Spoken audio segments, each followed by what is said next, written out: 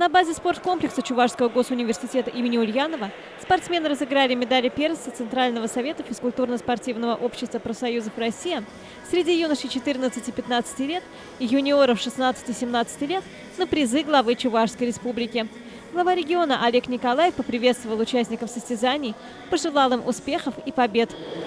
Я искренне приветствую прежде всего тех, кто приехал из других регионов, и мне очень приятно, что сегодня здесь присутствуют спортсмены и гости из более чем 30 регионов на территории Чувашской республики.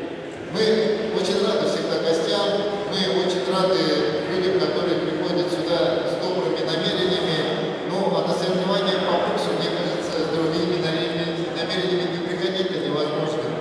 Чемпионаты и первенства Центрального совета физкультурно-спортивного общества профсоюзов России проводятся регулярно с 2006 года. Боксеры из Чувашии на данных соревнованиях неоднократно становились победителями и призерами, что давало им право на участие в первенствах и чемпионатах России. Сегодня в республике занимается боксом более 3500 человек в 16 отделениях во всех районах и городах.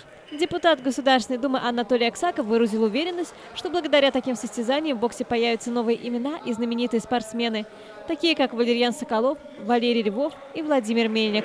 Хотел бы пожелать всем спортсменам победы, успешного выступления здесь, на ринге, а чувашским спортсменам особенно хотел бы пожелать, чтобы они проявили волю к победе, продемонстрировали то, что их старшие товарищи показывали некоторое время назад.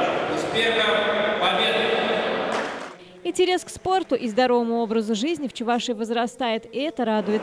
Профсоюзы выступают организаторами большого количества спортивных мероприятий. Я не понаслышке знаю, насколько это серьезный труд быть организатором подобных мероприятий. Поэтому хочу сказать слова благодарности и организаторам, которые смогли организовать это совершенно замечательное спортивное мероприятие. Желаю всем честной спортивной борьбы, победы, и, конечно же, спортивной удачи.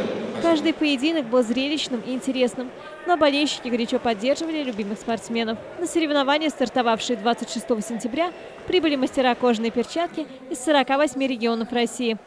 В течение недели разыгрывается 23 комплекта медалей в различных весовых категориях. В составе сборной команды Чувашии за титул победителя борются 19 мастеров кожаной перчатки. Неделя бокса завершится 3 октября.